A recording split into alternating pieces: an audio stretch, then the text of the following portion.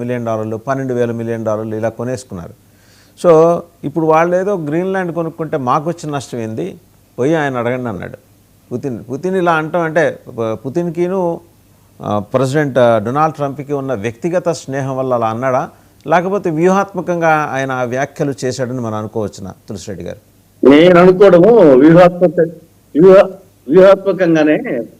అక్కడ మెయిన్ గా Russia Ukraine యుద్ధంలో సరే ఉక్రెయిన్ కు అమెరికా సహాయంతో యూరోపియన్ కంట్రీస్ పక్కన ఉండే కంట్రీస్ కదా ఉక్రెయిన్ కు, కాబట్టి యూరోపియన్ కంట్రీస్ కు అమెరికాకు ఆ యొక్క గ్యాప్ వచ్చేసి ఎక్కువ చేసేదానికి ఆ వ్యూహాత్మకంగానే నా అభిప్రాయం. అమెరికాకు యూరోపియన్ కంట్రీస్ కు వీళ్ళు డెన్మార్క్ కు సపోర్ట్ గా యూరోపియన్ కంట్రీస్ ఆ గ్యాప్ ను ఎక్కువ చేయాలన్న ఉద్దేశంతో బహుశా ఆయన అమెరికా మీద ప్రేమ కాదు కానీ యూరోపియన్ కంట్రీస్ కు ఆయన అమెరికాకు మధ్య గ్యాప్ ఎక్కువ చేసడానికి ఆ ఉద్దేశంగా మాట్లాడచ్చు. దానికి ఆ ఎగ్జాంపుల్స్ చెప్పిండొచ్చు అనుకుంటాను. కాబట్టి యూరోపియన్ కంట్రీస్ మీద ప్రేమ కాదు, డెన్మార్క్ ప్రేమ కాదు, రష్యా అమెరికా మీద ప్రేమ కాదు, వాళ్ళిద్దరి మధ్య గ్యాప్ ఎక్కువ పెట్టడమే పుతిన్ ఉద్దేశం అనుకుంటా. బహుశా ఇది వ్యూహాత్మక అనుకుంటాను.